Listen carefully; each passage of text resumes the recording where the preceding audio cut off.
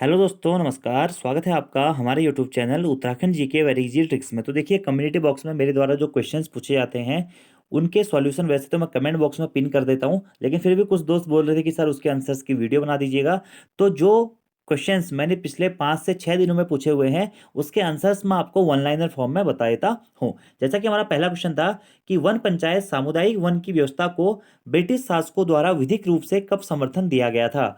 तो इसका आंसर हो जाएगा दोस्तों कब, 1931 में। और 1931 में ही जब ब्रिटिश शासकों के द्वारा वन पंचायत की व्यवस्था को उत्तराखंड में या कहीं भी विधिक रूप से समर्थन दिया गया था, तो उत्तराखंड में वन पंचायत की स्थापना, उत्तराखंड वन पंचायत की स्थापना भी कब हुई थी, 1931 में ही हुई थी। और आप लोगों को ज्ञात होना चाहिए दोस्तों, उत्तराखंड वर्तमान में भारत का एकमात्र ऐसा राज्य है जहां पर वन पंचायतें स्थित है। तो वन पंचायतों वाला एकमात्र भारत का राज्य उत्तराखंड है। और उत्तराखंड में वन पंचायतों की स्थापना 1931 में हुई थी और वन पंचायत या सामुदायिक वन की व्यवस्था को ब्रिटिश शासकों के द्वारा विधिक रूप से 1931 में समर्थन दिया गया था। अगले प्रश्न की बात करते हैं। अगला हमारा प्रश्न है कि मातृ सत्ता व्यवस्था उत्तराखंड की किस जनजाति में है। तो मातृ सत्तात्मक व्यवस्था दोस्तों उत्तराखंड की थारू जनजाति में है। जैसे कि दोस्तों हमारा अभी वर्तमान समय में पितृसत्तात्मक समाज चलता है, यानी कि पिता जो हमारे परिवार का मुखिया कहलाता है। तो मातृ सत्तात्मक व्यवस्था में क्या था कि माता जो थी वो परिवार की मुखिया कहलाती थी और माता के हिसाब से ही सब कुछ होता था। तो मातृ सत्तात्मक व्यवस्था उत्तराखंड की किस जनजाति में, थारू जनजाति में है।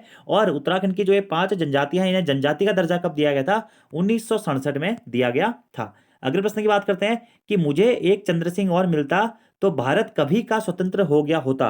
यह किसका कथन है। तो मुझे एक चंद्र सिंह और मिलता तो भारत कभी का स्वतंत्र हो गया होता, यह कथन है दोस्तों किसका, महात्मा गांधी जी का। किसका, महात्मा गांधी जी का। और चंद्र सिंह गढ़वाली जी का नाम आप लोगों ने सुना होगा दोस्तों, पेशावर कांड के नायक के रूप में चंद्र सिंह गढ़वाली जी को जाना जाता है। और चंद्र सिंह गढ़वाली जी का पूरा नाम था क्या, चंद्र सिंह भंडारी, चंद्र सिंह भंडारी। और इन्हें भंडारी से हटाकर गढ़वाली की उपाधि किसने दी थी, तो इन्हें गढ़वाली की उपाधि भी दोस्तों किसने, महात्मा गांधी जी ने ही दी थी। और पेशावर कांड की घटना कब हुई थी, तो 23 अप्रैल 1930 को दोस्तों 23 पेशावर कांड की घटना हुई थी, जब वीर चंद्र सिंह गढ़वाली और उनके नेतृत्व में सैनिकों ने निहत्थे अफगानों पर गोली चलाने से मना कर दिया था। अब वीर चंद्र सिंह गढ़वाली गढ़वाल राइफल्स की कौन सी टुकड़ी के सदस्य थे, तो वीर चंद्र सिंह गढ़वाली गढ़वाल राइफल्स की 3/18 टुकड़ी के सदस्य थे।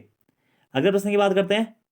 चमोली जिले के नौटी क्षेत्र में किसके उत्पादन के लिए प्रसिद्ध है, यानी कि चमोली जनपद का जो नौटी क्षेत्र है वह किसके उत्पादन के लिए प्रसिद्ध है, तो ये ऑर्गेनिक चाय के उत्पादन के लिए प्रसिद्ध है। और ये क्वेश्चन दोस्तों आपका एग्जाम में भी आ चुका है। तो चमोली जनपद का नौटी क्षेत्र, जहां से हमारी नंदाताज यात्रा का प्रथम पड़ाव या प्रथम शुरुआत मानी जाती है, वही वही जो क्षेत्र हमारा वह ऑर्गेनिक चाय हेतु काफी प्रसिद्ध माना जाता है। अगले प्रश्न की बात करते हैं कि उत्तराखंड में औपनिवेशिक संघर्ष किसके समय से प्रारंभ हुआ था। तो उत्तराखंड में दोस्तों औपनिवेशिक संघर्ष प्रारंभ हुआ गोरखाओं के समय से। 1790 में जब गोरखे कुमाऊं पर आक्रमण करते हैं और 1791 में जब गोरखे सर्वप्रथम गढ़वाल पर आक्रमण करते हैं। इससे पहले आपको बताया कि कुमाऊं में चंद्र राजवंश का शासन चलता था, गढ़वाल में परमार राजवंश का शासन चलता था। और दोनों ने कई 60 राजा और 62 राजाओं ने यहाँ पे कार्यकाल किया अपना। लेकिन जब गोरखे यहाँ पे आक्रमण करते हैं, गोरखे के बाद में यहाँ पे औपनिवेशिक संघर्ष का प्रारंभ हो जाता है। तो अब गोरखों के आक्रमण के बाद से, गोरखों के बाद में देखिए ब्रिटिश आते हैं। तो इसीलिए प्रश्न ये इंपोर्टेंट है, एग्जाम में पूछा गया दोस्तों कि उत्तराखंड में औपनिवेशिक संघर्ष किसके समय में प्रारंभ हुआ, गोरखाओं के समय से। गोरखाओं ने सर्वप्रथम कुमाऊं पर आक्रमण 1790 में किया और कुमाऊं जीत गए। कौन से युद्ध में, हवलबाग के युद्ध में चंद्र राजवंश के अंतिम शासक महेंद्र चंद को गोरखों के द्वारा पराजित किया गया था। और 1790 से 1815 तक जो ये हमारा कुमाऊं का क्षेत्र था, ये गोरखों के अधिकार क्षेत्र में था। और गढ़वाल पे इन्होंने सबसे पहले 1791 में आक्रमण किया। गढ़वाल के राजा उस टाइम पे कौन थे, प्रद्युम्न चंद थे, जिन्हें मतलब चंद्र राजवंश में प्रद्युम्न चंद नाम से वो बैठे थे। और गढ़वाल में उस टाइम पे वो प्रद्युम्न शाह नाम से शासन कर रहे थे। ठीक है, तो प्रद्युम्न शाह के समय पे 1791 में इसने गढ़वाल पे आक्रमण किया। और गढ़वाल आक्रमण के लिए या कुमाऊं आक्रमण के लिए इसने न्योता किसने दिया था, ये बहुत इंपॉर्टेंट प्रश्न होता है दोस्तों। हर्षदेव जोशी, हर्षदेव जोशी, इसे अर्ल ऑफ वार्विक या फिर उत्तराखंड का विभीषण या कुमाऊं का विभीषण भी कहा जाता है, उसी ने इनको गोरखाओं को बोला था कि आप कुमाऊं और गढ़वाल पे आक्रमण कीजिए। फिर 1791 में आक्रमण करते हैं गढ़वाल पे, लेकिन 1792 में इनके बीच में भी लंगूरगढ़ की संधि हो जाती है।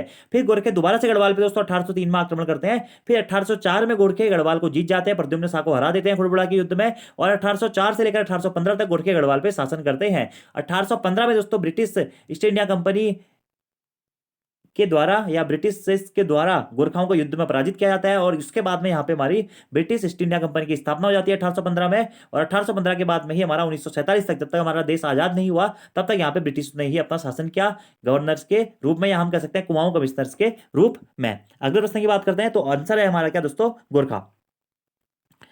अगला प्रश्न है कि गढ़वाल व कुमाऊं के पर्वतीय क्षेत्र में हाथ से बने कागज के लिए प्रयोग का वर्णन सर्वप्रथम किसने किया था? तो गढ़वाल और कुमाऊं में पर्वतीय क्षेत्र में हाथ से बने कागज के लिए प्रयोग का वर्णन सबसे पहले दोस्तों किसने किया था? वाल्टन ने किया था, H.G. वाल्टन ने, H.G. वाल्टन ने। और ये प्रश्न दोस्तों कनिष्ठ सहायक के एग्जाम में पूछा जा चुका है। अगले प्रश्न की बात करते हैं कि नीरू मीरू कार्यक्रम का संबंध किससे है? तो नीरू मीरू कार्यक्रम या कहें दोस्तों चाल खाल परियोजना, इसका संबंध है दोस्तों किससे? जल संरक्षण से। तो नीरू मीरू कार्यक्रम का संबंध किससे है? या नीरू सीरू कार्यक्रम भी कभी कभी आप इसको देखेंगे, नीरू सीरू कार्यक्रम, इसका संबंध है दोस्तों किससे? जल संरक्षण से। अगले प्रश्न की बात करते हैं कि किस वर्ष महेंद्र सिंह धोनी को कॉर्बेट और राजाजी नेशनल पार्क के वन्य जीव प्रतिपालक घोषित किया गया था? तो महेंद्र सिंह धोनी, MS धोनी जी को कॉर्बेट और राजाजी पार्क का वन्य जीव प्रतिपालक दोस्तों 2010 में घोषित किया गया था। और महेंद्र सिंह धोनी हमारे वर्तमान में कॉर्बेट नेशनल पार्क के ब्रांड एम्बेसडर भी हैं और बाघ संरक्षण के ब्रांड एम्बेसडर भी कौन है? महेंद्र सिंह धोनी जी ही हैं। और इनका संबंध मुख्यतः अल्मोड़ा जनपद के लवाली नामक गांव से माना जाता है। और क्रिकेट आपको, आप सभी लोगों को पता होगा, MSD कौन नहीं जानता, ठीक है दोस्तों। 2010 इसका राइट आंसर हो जाएगा। अगला प्रश्न है दोस्तों कि उत्तराखंड के किस जिले में बीज दान अभियान की शुरुआत की गई है? तो उत्तराखंड के दोस्तों उत्तरकाशी जनपद के हरसिल क्षेत्र में, हरसिल वैली, हरसिल घाटी का नाम आप लोगों ने सुना होगा, सेबों के लिए काफी प्रसिद्ध है, ठीक है। तो हरसिल घाटी का क्षेत्र उत्तरकाशी से बीज दान अभियान की शुरुआत की गई है। कहां से? वो हरसिल उत्तरकाशी जनपद से। बहुत महत्वपूर्ण दोस्तों ये प्रश्न है, ठीक है। अगले प्रश्न की बात करते हैं कि पिथौरागढ़ के कैलाश मानसरोवर मारवाड़ी स्थित भूदृश्य को यूनेस्को ने विश्व धरोहर सूची में कब शामिल किया था? तो पिथौरागढ़ के कैलाश मानसरोवर मारवाड़ी स्थित भूदृश्य को यूनेस्को ने विश्व धरोहर सूची में दोस्तों 2019 में शामिल किया था। कब किया था? 2019 में। तो कैलाश मानसरोवर मारवाड़ी स्थित भूदृश्य को यूनेस्को ने विश्व धरोहर सूची में कब? 2019 में दोस्तों शामिल किया था। तो ऑप्शन नंबर ए इसका हमारा राइट आंसर हो जाएगा। अगले प्रश्न की बात करते हैं कि चंद राजवंश में वसूले गए करों के संबंध में क्या सुमेलित नहीं है? देखिए दोस्तों, कटक कर सेना के लिए वसूला जाता है, बिल्कुल सही है। शुक कर राजसेवकों के लिए वसूला जाता था, बिल्कुल सही है।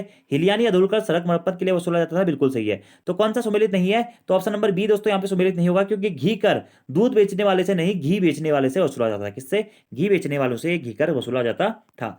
अगले प्रश्न की बात करते हैं कि राज्य को सौर ऊर्जा में प्रथम स्थान पर रहने के कारण राष्ट्रपति द्वारा किस वर्ष सम्मानित किया गया था? तो उत्तराखंड राज्य को सौर ऊर्जा में दोस्तों प्रथम स्थान पर रहने पर राष्ट्रपति द्वारा सर्वप्रथम 2007 में सम्मानित किया गया था। कब? 2007 में, ठीक है। अब दोस्तों आपको कमेंट बॉक्स में बताना है कि 2007 में हमारे राष्ट्रपति कौन थे, ठीक है। इसी के साथ साथ देखिए, उत्तराखंड में उरेडा का आप लोगों ने नाम सुना होगा दोस्तों, Uttarakhand renewable energy development agency, यानी कि उत्तराखंड गैर परंपरागत या अक्षय ऊर्जा प्रबंधन प्राधिकरण, ठीक है, जिसकी स्थापना कब हुई थी?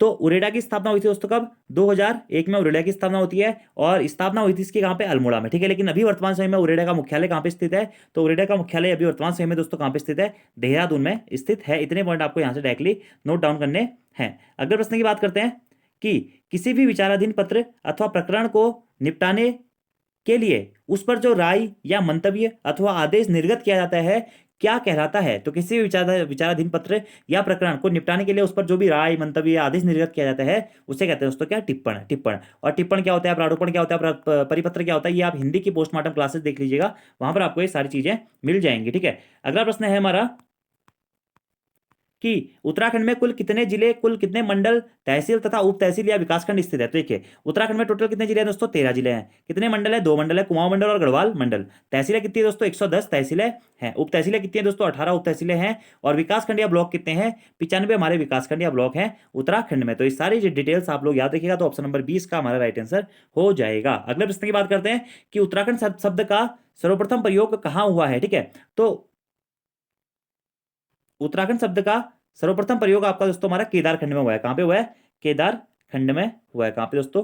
केदारखंड में हुआ है। एक मिनट। हाँ तो दोस्तों ये था हमारा प्रश्न कि उत्तराखंड शब्द का सर्वप्रथम प्रयोग कहां हुआ है? तो केदारखंड में हुआ है, ठीक है। और केदारखंड में दोस्तों स्कंद पुराण के केदारखंड में, मतलब इसका स्कंद पुराण में केदारखंड किसको कहा गया है? वर्तमान का जो हमारा गढ़वाल क्षेत्र है उसे केदारखंड कहा गया है। और वर्तमान का जो हमारा कुमाऊं क्षेत्र है दोस्तों इसे क्या कहा गया था? इसे मानसखंड कहा गया था, ठीक है। यानी कि मानसखंड की पहचान वर्तमान के कुमाऊं क्षेत्र से होती है और केदारखंड की पहचान वर्तमान के गढ़वाल क्षेत्र से होती है। और उत्तराखंड का सर्वप्रथम प्रयोग दोस्तों केदारखंड में हुआ था। और यह प्रश्न दोस्तों एग्जाम में आ चुका है, इसीलिए मैंने यहाँ पर आपको दिया हुआ भी था, ठीक है। अगले प्रश्न की बात करते हैं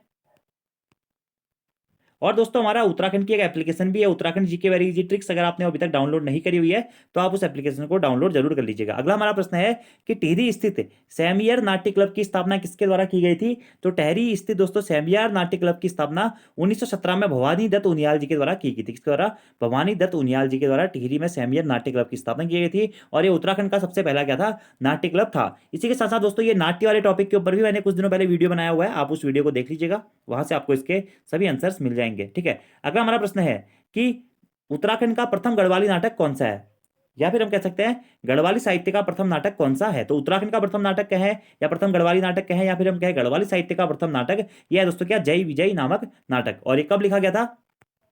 1913 में दोस्तों हमारा जय विजय नामक नाटक लिखा गया था, 13 या 14 के आसपास में लिखा गया था। ठीक है, और किसके द्वारा लिखा गया था? भवानी दत्त थपलियाल जी के द्वारा, भवानी दत्त थपलियाल जी के द्वारा, जिन्हें उत्तराखंड के प्रथम नाटककार के रूप में या गढ़वाली भाषा के सर्वप्रथम नाटककार के रूप में जाना जाता है। इन्हीं के द्वारा जय विजय नामक नाटक लिखा गया था। ठीक है, अगला आपके दोस्तों 3 नंबर के क्वेश्चन में आपको दे रहा हूं कि प्रहलाद नाटक किसने लिखा, अर्धग्रामेश्वर नामक नाटक किसने लिखा, और जय भारत जय उत्तराखंड नामक नाटक किसने लिखा। और अगर आपको ये तीनों क्वेश्चन के आंसर नहीं आ रहे हैं तो मैंने हाल ही में एक उत्तराखंड के प्रसिद्ध नाटककार के वाली वीडियो बनाई हुई है, या उत्तराखंड नाटक का इतिहास वाली वीडियो बनाई हुई है, आपको मिल जाएगी वीडियो के सीक्वेंस पे, ये वीडियो आप देख लीजिएगा, वहां पर आपको इन सारे प्रश्नों के आंसर मिल जाएंगे। ठीक है, अगला मैंने जो आपको प्रश्न दिया था कि निम्नलिखित में से सुमेलित नहीं है, क्या सुमेलित नहीं है? देखिए, स्वतंत्रता प्राप्ति तक कुमाऊं में जिले 3 थे। बट आप खुद सोचे, स्वतंत्रता प्राप्ति से कुमाऊं में कितने जिले थे? 3 जिले थे, बिल्कुल। कौन कौन से थे दोस्तों? क्योंकि देहरादून तो यहाँ का पार्ट था नहीं। कौन कौन से थे? 3 जिले, पौड़ी गढ़वाल था, अल्मोड़ा था और नैनीताल था। ठीक है, गढ़वाल मंडल की स्थापना से पूर्व कुमाऊं में 7 जिले थे, ये बिल्कुल सही दोस्तों। गढ़वाल मंडल की स्थापना कब हुई थी? 1969 में गढ़वाल मंडल की स्थापना हुई, और इससे पहले कुमाऊं में हमारे 7 जनपद थे। कौन कौन से जनपद थे? 3 तो वही हो गए हमारे, पौड़ी गढ़वाल, अल्मोड़ा और नैनीताल। चौथा जनपद दोस्तों टिहरी गढ़वाल, 5वां पिथौरागढ़, छठा उत्तरकाशी और 7वां दोस्तों हमारा हो गया चमोली। अगला प्रश्न है, टिहरी रियासत का भारतीय संघ में विलय 1 अगस्त 1949 को हुआ। बिल्कुल दोस्तों, टिहरी रियासत का भारतीय संघ में विलय 1 अगस्त 1949 को हुआ, और 1 अगस्त 1949 को ही टिहरी गढ़वाल को एक जनपद के रूप में गठित किया गया, ये भी सही है। तो गढ़वाल कमिश्नर की स्थापना कब की गई?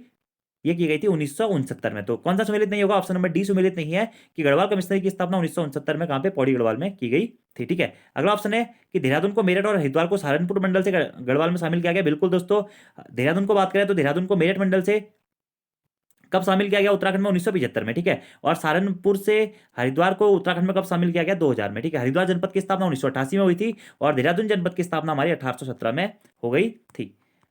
अगला हमारा प्रश्न है दोस्तों कि डांग बुगड़ियागल ताल कहाँ स्थित है? तो डांग बुगड़ियागल ताल दोस्तों हमारी टिहरी गढ़वाल जनपद में स्थित है। कहां पे? टिहरी गढ़वाल जनपद में स्थित है। अब दोस्तों ये डांग बुगड़ियागल ताल क्या है कि इंपॉर्टेंट है एग्जाम्स के पॉइंट ऑफ व्यू से, क्योंकि डीडी शर्मा जी की किताब में जस्टली ये ताल दी गई है और नई ताल है, तो एग्जामिनर आपसे पूछ सकता है, इसलिए मैंने ये प्रश्न यहाँ पे दिया हुआ था। ठीक है, अगले प्रश्न की बात करते हैं कि कुमाऊं में राजकर के अतिरिक्त सयानों व थोकदारों को दिया जाने वाला कर क्या कहलाता था? तो ये कहलाता था दस्तूर। तो राजकर के अतिरिक्त जो भी कर सयानों या थोकदारों को दिया जाता था, यह हमारा दस्तूर कहलाता था। अगले प्रश्न की बात करते हैं कि कुमाऊं में प्रचलित हरेला, हिल यात्रा या घी त्योहार या उलक प्रथा कहाँ की देन है? तो ये नेपाल की देन है। ठीक है, क्या नेपाल की देन है? हरेला, हिल यात्रा, घी त्योहार, उलक प्रथा। कुमाऊं में अधिकतर चीजें जो आई है दोस्तों ऐसा कहा जाता है कि वो नेपाली कल्चर से मैच खाती है, तो नेपाल से संबंधित है क्या? हरेला, हिल यात्रा, घी त्योहार और उलक नामक प्रथा। ठीक है, अगले प्रश्न की बात करते हैं कि निम्नलिखित में से सुमेलित नहीं है। ठीक है, देखिए, भद्रकाली जलप्रपात कांडा बागेश्वर में स्थित है, बिल्कुल सही है दोस्तों। और भद्रकाली शक्तिपीठ भी कहाँ है? कांडा बागेश्वर में ही स्थित है। रुद्रधारी जलप्रपात कौसानी बागेश्वर में स्थित है दोस्तों, बिल्कुल सही है। ठीक है, अगला देखिए, फ्रैंकली जलप्रपात नैनीताल में स्थित है दोस्तों, ये भी बिल्कुल सही है। और भिटाव जलप्रपात कपकोट में स्थित है, ये भी बिल्कुल सही है। तो ये चारों ऑप्शन सही है। तो कौन सा सही नहीं है? भालूगढ़ जलप्रपात दोस्तों हमारा सही नहीं है, क्योंकि भालूगढ़ जलप्रपात अल्मोड़ा में ना होकर कहां पे दोस्तों? नैनीताल में स्थित है क्या भालूगढ़ जलप्रपात। और वहीं अगर आपसे पूछा जाएगा कि भालू बांध या भालू डैम, तो भालू बांध या भालू डैम दोस्तों हमारा अल्मोड़ा जनपद में स्थित है, अल्मोड़ा के रानीखेत में। तो ये कंफ्यूजन है, इसे आप क्लियर कर लीजिएगा। भद्रकाली जलप्रपात कांडा बागेश्वर में, रुद्रधारी जलप्रपात कौसानी बागेश्वर में, फ्रैंकली जलप्रपात नैनीताल में है, भिटाव जलप्रपात कपकोट में और भालूगढ़ जलप्रपात आपका नैनीताल में है। और ये जलप्रपात अगर आपको पता नहीं है कि उत्तराखंड के इंपोर्टेंट जलप्रपात, तो मैंने इसके ऊपर भी वीडियो बनाया हुआ है, आप वो वीडियो देख सकते हैं। अगला प्रश्न था दोस्तों हमारा कि राष्ट्रपति के अध्यादेश निर्गत करने की शक्ति किससे प्रेरित होती है? तो भारत सरकार अधिनियम 1935 या भारत शासन अधिनियम 1935 के तहत दोस्तों राष्ट्रपति के अध्यादेश निर्गत करने की शक्ति हमारी प्रेरित होती है। अगला हमारा क्वेश्चन था कि किस पर्वत को रहस्यमयी पर्वत या मिस्ट्री माउंटेन की संज्ञा दी जाती है? ठीक है, तो किस पर्वत को दी जाती है दोस्तों? खैट पर्वत। खैट पर्वत को रहस्यमयी पर्वत या मिस्ट्री माउंटेन की संज्ञा दी जाती है। ठीक है, और जो रहस्यमयी पर्वत है दोस्तों, रहस्यमयी ताल कौन सा है दोस्तों? हमारा रूपकुंड। रूपकुंड को रहस्यमयी ताल कहा जाता है, जबकि रहस्यमयी पर्वत या मिस्ट्री माउंटेन की संज्ञा दी जाती है किसको? खैट पर्वत। कहां स्थित है दोस्तों? टिहरी गढ़वाल जनपद में स्थित है खैट पर्वत। और परियों का देश या आचरी पर्वत, आचरी ताल भी हमारी यहीं पे स्थित है खैट पर्वत की तलहटी पर। तो आचरी पर्वत, आचरियों का देश पर्वत और रहस्यमयी पर्वत, मिस्ट्री माउंटेन के नाम से खैट पर्वत को जाना जाता है।